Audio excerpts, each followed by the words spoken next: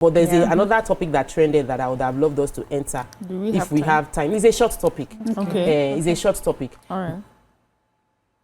It's a short topic. Let me just tell you. Because that is how Pastor Bolaji Idowu said something. Because we didn't want to talk about relationship first. We wanted to discuss with something that was really, really, that affects a lot of women. But this one too is affecting women, no, because Pastor Bolaji Idowu has urged his congregation not to date when they are jobless, stating that some relationships seem attractive to you due to your lack of money.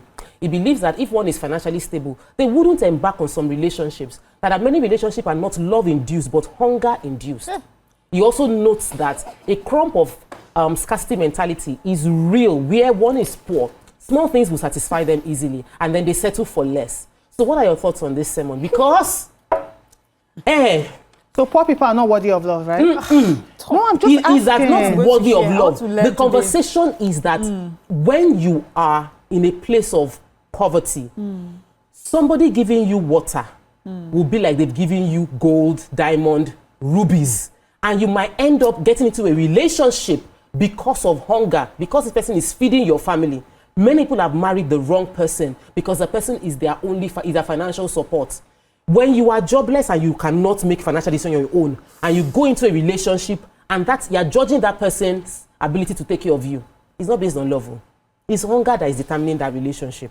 Where I grew up, I grew up in Mile 2. I will not say that. So. Majority of the ladies around me, the conversation that parents have with them is not if you love your partner. Yes. It's that marry the person that can take care of you. Is that not an African saying? Not you. Not you. Okay. Even them. Is that's poverty mentality. This person you are marrying, can this person take care of us? Even some. And that is a conversation that we should. And then sometimes you are in a relationship with someone and you can see the red flags. But this person is meeting your financial needs. Your decision to remain in that relationship is not a rational one. It's hunger-induced. So that you are no longer seeing whatever red flags. Can we really discuss this? Because of what you want to collect. But if you have been so well raised that what you don't have does not appeal to you, person will give you, you can still see what is wrong in them. Honestly. Sometimes you now we now mistake the person being gracious to be with that person. I'm looking from a friendship point of view because I recently asked myself, why did I show grace to a snake? Somebody who has no morals whatsoever, but plays victim well, you know? And sometimes you're beyond material needs. People don't accept that some people are beyond material needs. My people say now, they go have fito or my egg be a fito. Because if you have plenty and you can flaunt it, me too, I can flaunt my small. Oh, they're flaunting now, I'll be passed like that. You know, if you have your Range Rover, I have my bicycle. I even have leg. We used to call it legacies Benz those days in command. And you know, it's the dignity with which you carry yourself. But people can be envious of your lack of it. You will not believe it. So how you carry yourself. The way you carry yourself. So even in that. So the sermon shouldn't be don't date when you are broke, jobless, but understand your values regardless of the money in your account. Perfect. Now that's young better. ladies have broken up relationship with their breadwinners, as so called, because they keep saying to their parents. I had someone that was telling me that if we marry like this, I was dating him. Was like, if we marry like this, no, there was a car. House, everything. He was going to buy me a car upon marriage, and then he wanted to open a supermarket for me. That was his peak of his dream. And I did not want to own a supermarket. I did not see myself owning a supermarket. And he was driving in RAV4. Then, RAV4 was the latest RAV4. Yes. So it looked everything good. I married my husband, he was way house rent. I walked away from that. And the ability to do that you will go marry broke person. Wait now, and they grew your eye. Yes, the ability to do that is based on upbringing and discipline of values. You yourself were broke too. I wasn't broke. You had money that you wanted, that you didn't have money. Not like this. I make a year not like this. Not like this. Not like this. Exactly. I wasn't broke. So because when you say those statement blanket like that, a lot of people will be, they're not going to know how to place them. Let me qualify this thing well. Let me know, because sometimes when we say stories, people take the stories without getting it. As a single girl, I was earning money as a makeup artist, and I was doing music video like sometimes 3 times in a week. Each music video was paying me 10,000. I was earning like 30,000. I'm talking about 18 years ago. So you were earning something. I had money. So I wasn't from a place of poverty. I wasn't in a relationship with anybody that was feeding me or my family or meeting financial needs. That I don't know whether that made any influence for my example on my decision, but I made a decision to walk out of what would have been a relationship, because it was very, very constant in my life. I was single, toasters, and one was very financially well-to-do, and one was a young person that was going through financial challenges, and I felt like the person with financial challenges understood my ambition better, and I went with that. But if I did not have capacity to earn, I probably would have made, and if my entire family was dependent on my marriage to take care of themselves, I probably might have made a decision. If you do not have poverty mentality, it's different. Okay. Because you can have ability to earn. So let's not make mistake. There are people that have ability to earn. And they still come make from a wealthy, money decision. Yes, and still make money decisions. We're talking of PDD and Cassie. Exactly. People that they come from at least something comfortable, but because they want bigger, and that's one thing for me. That particular example, when you use money is so limiting in explaining this, because yes, one person, I mean, it's quite subjective. What you may call poor may be rich to someone else, and what is rich to one person may be poor to another. So it's really about value. So for me, it will be, do not get married when you have not started working on yourself, knowing your ambitions, knowing that you want, your education, building your character, understanding what is right and what's wrong, what you need, what is right, what you want from someone, and what you would not take from that person.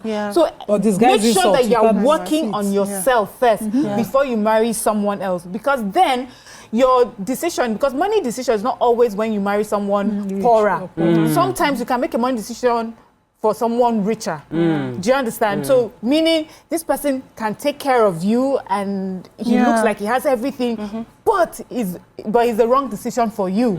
So just make sure. That poverty mentality just means that I'm looking for someone to just take care of all my financial needs. However he's making that money, however he treats me, it doesn't matter. So that's the problem. No, just quickly, I know that we're past time. Some people have the job, but then they don't have money to show for it. I can have a job and then they are owing me salary. I can have a job and they are paying me 5K a month. So what are we trying to say? That if you have a job, then you can date the person. I met my husband when he didn't have a job. But eventually now he's the CEO of a big real estate company.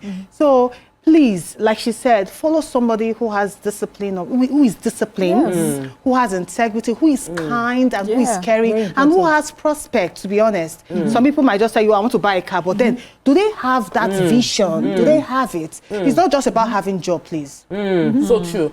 There was a conversation I was having with someone that a couple came to see me. They just got married just over a year ago. And I know the guy is my mentee. He's trying to do real estate. He's just starting up. And he said when he came to meet her, she said when he came to meet her parents, they were asking, what do you do? Where do you work? And she was not like, he's running business. And the business is just coming up. And I understand the fears and the worry. But I think that, like Maria mentioned and I mentioned earlier, let's talk about character. Let's ask about the character of the person, the values of the person. Can we talk about when your parents ask your spouse, what do you do? I like that. They don't, you don't feel get a rich old person now. They've lived. They are looking at you. They don't want their child struggling some struggles they struggled. They don't want the kind of conversations they're having. Sometimes your parents are saying, your mom wants to live or your dad wants to live life, and they're looking. My dad was a traveler. My father knows Africa and West African countries just by road. He loved it. He used to say, Nima, traveling is exposure. Travel or do road trips, do these trips. But I saw him travel more when we finished school. Do you understand? He will prioritize. So sometimes want you to have life. Do you understand? So when they're having conversation, some parents don't, there's nothing your husband wants to bring to the parents that in my circle. For my father-in-law, for instance, you and your team, they go BS you out of the house. In fact, I've seen that so many times where if you don't have humility with your ladies, they go walk you out. Exactly. They go with so many suitors. And you would hear parents say, this young man, he has prospects. I see this one, because they're looking at how his character, who he is today. they also can see beyond your wealth. You know, older people. This one is just using his wealth to cover up a lot of bad habits, and I don't want you to go there. I want you to be with this person. Now, this is not just about money. Because people will just think, oh, but they also don't want you to chose suffer. the poor person. No, they chose the person that they believe will take care of you in different ways beyond just the money. You can see that we discussed the discourse. We did. And you know, we've discussed a whole lot today with the purpose of adding value, and I think it is extremely important to reiterate that weight loss should be from the point of healthy life. And our celebrities should stop lying to us. God is watching you, even if you don't tell us. You are your God and your doctor. You both know what you did to lose weight.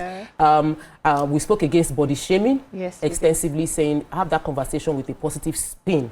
Even if you want to talk about someone's body, maybe they are overweight or underweight, talk about it from a place of positivity and read the room. If you sense that there's something going on, care about people's mental health, even as you are trying to support them on that journey. And on a final note, concerning our Pastor Bolaji Idowu's topic, we've decided that it's not really about being jobless, it's about having character. So do not marry if you've not self-developed to the point. Don't date someone when you don't know yourself or know your values.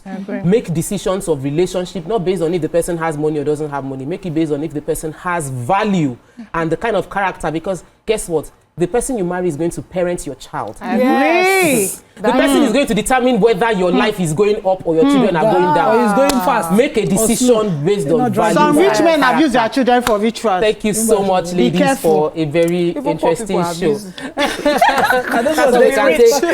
join the Pigeon ladies tomorrow. We'll see you next week. Bye. You know, even so I can tell the actresses are looking alike. Hey.